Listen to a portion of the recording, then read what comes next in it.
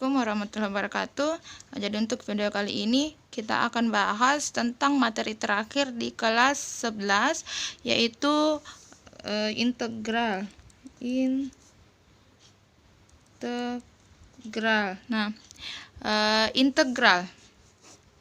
Integral ini merupakan inverse. Jadi integral adalah inverse dari turunan. Nah, jadi sebenarnya syarat untuk memahami materi ini kalian harus paham dulu tentang turunan. Nah, saya anggap ini kalian sudah paham karena kalau tidak salah kita sudah bahas ini di kelas 2-3 pertemuan. Oke, nah apa itu inverse? Inverse itu biasa disebut dengan lawan atau kebalikan. Jadi sebenarnya integral itu adalah kebalikan dari turunan atau lawannya turunan. Nah, di bab integral ini ada beberapa submateri yang akan kita bahas. Yang pertama, ada integral tak tentu. Nah, di integral tak tentulah nanti ini kita akan bahas tentang konsep dasarnya integral. Jadi ini dasar tak untuk selesaikan nanti soal-soal tentang integral yang lain. Yang pertama ada integral tak tentu. Yang kedua yang akan kita bahas ada yang disebut dengan integral tentu.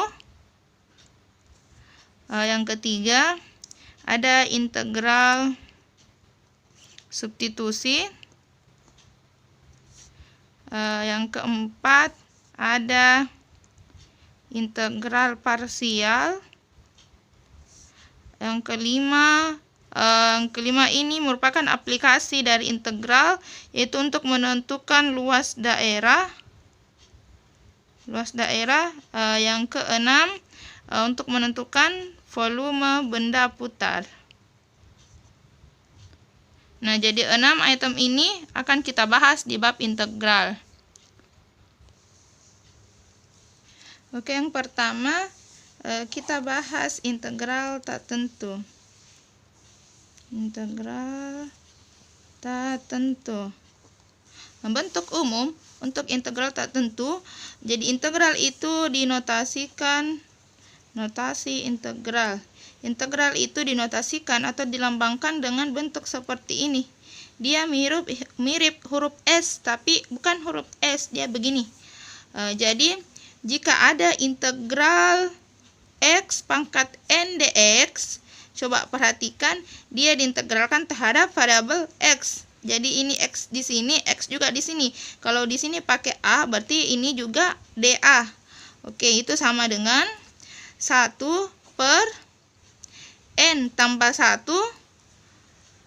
X pangkat N tambah 1 ditambah C.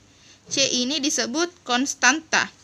Jadi integral X pangkat N dx itu sama dengan 1 per N tambah 1 X pangkat N tambah 1 tambah C. Jadi setiap hasil pengintegralan kalau dia termasuk integral tak tentu selalu ada tambah C di belakangnya. Selalu ada tambah konstanta di belakangnya. N ini dari pangkatnya jadi selalu ditambah 1. 1 per N tambah 1. Jadi kalau di sini koefisiennya 2, berarti 2 per N tambah 1. Kemudian X-nya, X dari ini variabelnya, X pangkat N tambah 1, pangkat ditambah 1. Kalau turunan, kemarin itu pangkatnya selalu dikurang 1. Ini kebalikannya, kalau integral, itu pangkatnya selalu kita tambah 1. Jadi ini merupakan bentuk umum atau rumus dasarnya untuk mengintegralkan suatu fungsi. Oke, kita berikan contoh.